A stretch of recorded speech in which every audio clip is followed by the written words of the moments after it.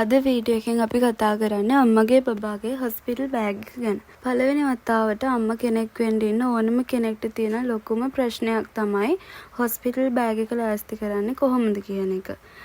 අඩුම තරමේ සති 36 වගේ වෙනකොටවත් අපි හොස්පිටල් බෑග් එක ලෑස්ති කරගෙන තියෙන්න ඕන. මාස 7 වෙද්දි අපේ ෆයිල් එක, බබාගේ බඩු, අම්මගේ බඩු ඒ වගේ දේවල් ලෑස්ති කරගන්න පුළුවන් නම් ගොඩක් හොඳයි. අපේ ෆයිල් එක හදා ගන්නකොට අපිට වෙනත් ලෙඩ රෝග තියෙනවා නම්, ශල්‍ය කර්ම කරලා තියෙනවා නම් ඒ වගේ වෛද්‍ය වාර්තා අනිවාර්යෙන් අපි ළඟ තියෙන්න ඕන. අපේ ෆයිල් එකට එකතු කරගන්න ඕන. අපේ ගර්භණී සටහන් පතත් අපි ළඟ තියෙන්න ඕන. මොකද මාස 7 වෙද්දී සති 36 වගේ සති 40ට කලින් අපිට සමහර අවස්ථාවලදී රෝහල්ගත වෙන්න වෙනවා. ඒ වගේම සමහර අම්මලාට ප්‍රෙෂර්, සීනි වගේ දේවල් හැදෙන්න පුළුවන්. එතකොට බබා හම්බ වෙන්න කලින් රෝහල්ගත වෙද්දී අපිට අපේ ෆයිල් එක ළඟ තියෙන එක ගොඩක් හොඳ නිසා.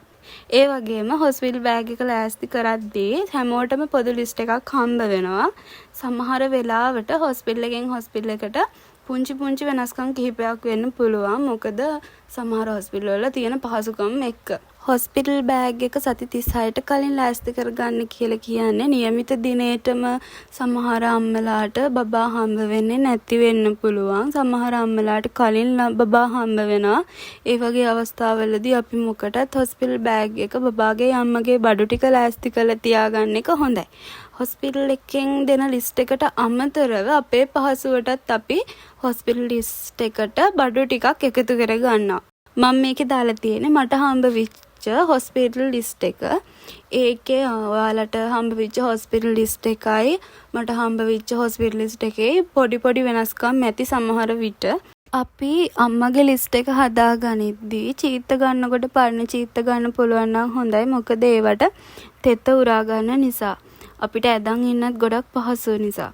එතකොට ඒ වගේම තමයි බෙඩ් ජැකට් එක ගන්නකොට බෙඩ් ජැකට් එක ටිකක් ලොකුවට ගන්න. අනිත් එක තමයි බොත්තම් නැත්තම් අයිලට් අල්ලා ගන්න. බෙඩ් ජැකට් එක ලොකුවට ගත්තට පස්සේ අපිට බබාට කිරි දෙන්නත් ගොඩක් පහසුයි. ඇඳන් ඉන්නත් ගොඩක් පහසුයිනේ. අපිට හොස්පිටල් එකෙන් දෙන ලිස්ට් එකේ තියෙන ඉනපටි එකක් ගන්න කියලා. හැබැයි අපිට ඉනපටි දෙකක් ගන්න තියෙනවා නම් ඒක ගොඩක් හොඳයි. මොකද මහත අම්මලාට එක විනපටියක් මදි පෑඩ් එක අදින ටිකක් අමාරුයි. එහෙම නැතත් ඒක අපිට නුහුරු දෙයක් නිසා අපි අපහසුතාවයට පත් වෙන්න පුළුවන්.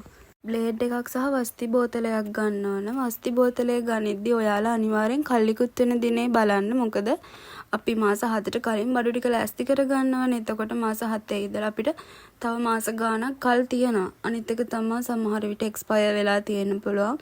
කෝකටත් හොඳ නිසා ඔයාලා වස්ති බෝතලේ කල්ලිකුත් වෙන දිනේ බලන්න. ඊළඟට අපි බබාගේ බඩු ටික ලෑස්ති කරද්දී හොඳට මතක තියාගන්න බබා අපි ළඟට එන්නේ ගොඩක් පිරිසිදු තැනක ඉඳලා.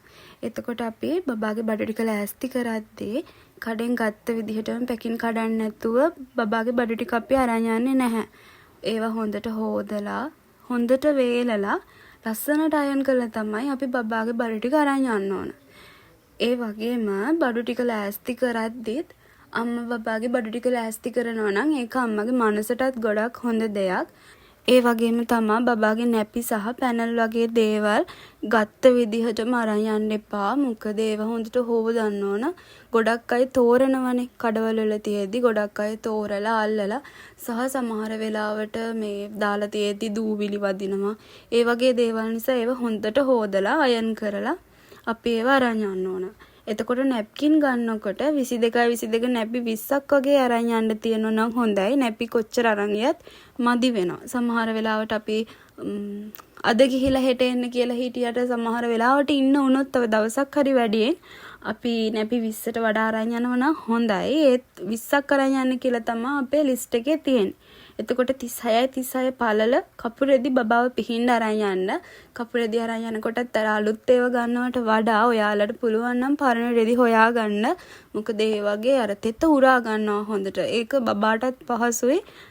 ඝනකමින් වගේ තිබුණොතින් ගොරෝසුව තිබුණොතින් ටිකක් අමාරුයි බබාටත්. ලදරු ගවුම් 5-6ක් අරගන්න. වූල් සූට් 2ක් ගන්න. එක වූල් සූට් එකක් වගේ ලේබර් රූම් බෑග් එකට ලෑස්ති කරගන්න. පෙකිනි කටු එකක් කියලා තිබුණාට පෙකිටින් කටු දෙකක් අරන් යන්න. මොකද එකක් කැඩුනොත් ඔයාලට පුළුවන් එකක් අරගන්න. ඒක නිසා ඔයා පෙකිනි කටු දෙකක් අරන් යන්න. ඒකත් ඒ දෙකම ලේබර් රූම් බෑග් එකට දාගන්න. shopping bag 3ක් අරන් යන්න. ලේබර් රූම් එකට යද්දි ඒකත් දාගෙන යන්න. මොකද අපිව පිහින රෙදි ඒ වගේ තෙත රෙදි එහෙම ඒ shopping bag වලට දාලා ලේබර් රූම් එකේදී අපිට දෙනවා. පරණ රෙදි කෑලි 10ක් 12ක් අරන් එන්න කියලා තියෙනවා. එතකොට අපි ඒ රෙදිත් හොඳට හොදලා පිරිසිදු කරගත්ත රෙදි කෑලි වෙන්න ඕන. චීත්ත නම් එක චීත්තයක් දෙකට කපලා වගේ ගන්න. බෙඩ් ෂීට් එකක් පරණ බෙඩ් ෂීට් එකක් වගේ ගන්නවා නම් ඒ බෙඩ් ෂීට් එක 4ට කපලා ගන්න.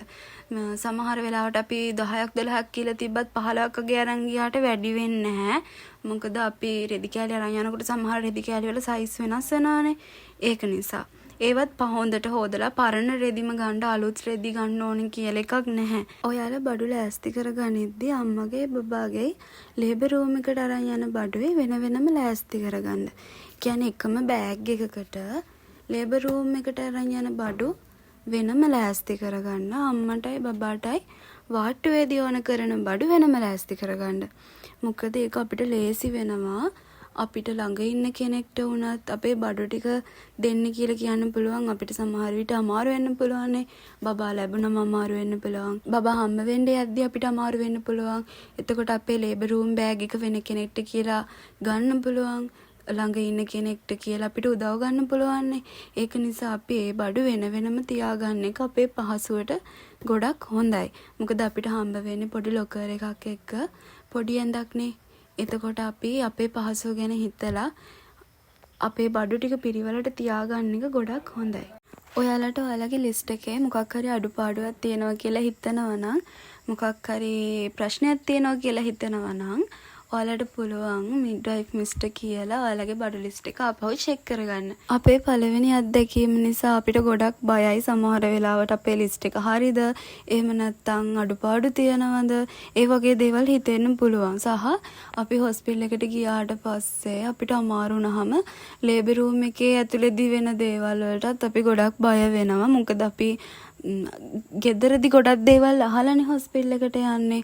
අපේ අම්මලා අක්කලා ඒගොල්ලන්ගේ අත්දැකීමුත් අහලා තමයි අපි යන්නේ.